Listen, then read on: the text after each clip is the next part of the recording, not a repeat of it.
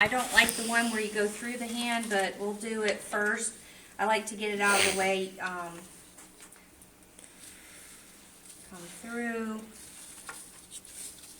We're doing the wrist, so you want to get a little bit of a base. Come on down. Don't put a lot of tape in through the hand.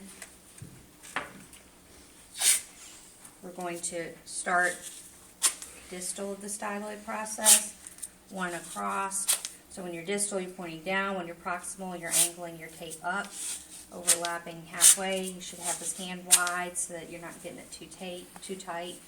Nice layer of this, they'll call it TV tape. So the next thing that you can do is to create a fan to limit. Usually you're going to ask them in neutral or a little bit in so they can't hyperextend their wrist. So I'm going to create a fan right here, and again, if we're putting a fan on, you want to go to the skin so the fan stays. So don't worry about putting anything in the middle of the hand just yet.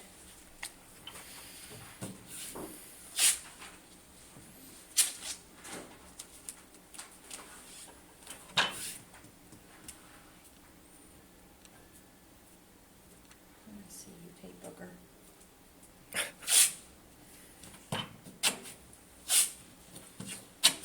Alright, so you got a nice firm little fan. We're going to put it in the hand. I want this to go to the skin to some degree, so I'm going to peel some of that pre-wrap away and make sure my fan is to the skin nice. And then I'm going to ask him to flex in a little bit. And then if it's a little long, I like to go from this end first so it's not in the fingers. If this one's a little long, you can fold it over or cut it off. So I'm going to apply one end of the fan. Make sure it's how much restriction that I want. Yep, that feels pretty good. You see how it wants to slide because it didn't go to his skin. Okay, the other point would be to go through the hand. So I'm going to ask him to open his fingers really wide, and then I'm going to put my tape across his metacarpals and then try to get this piece out of the way. And then you're angling down quite a bit so that the tape isn't squishing the metacarpals in. So you see how the X is almost near the styloid, and then ripping it off. Maybe, see I didn't pinch the web space a little bit, maybe you can cheat a little bit and do that half bow tie right there and get that on there nice so that they can open their hand really, really wide and then come back in and close it off. So when you finish this tape job, it should look like that. Sticks to the skin, the fan's to the skin, the anchor's a little bit to the skin, you're not pinching the web space, and you're not interfering in hand function. But a lot of athletes don't like the tape in their hand.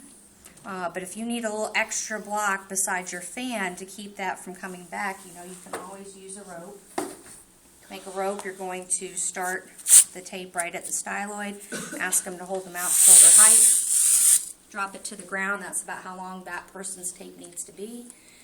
You're going to roll the edges in right here so it's sticky side out, about halfway down, sticky side out.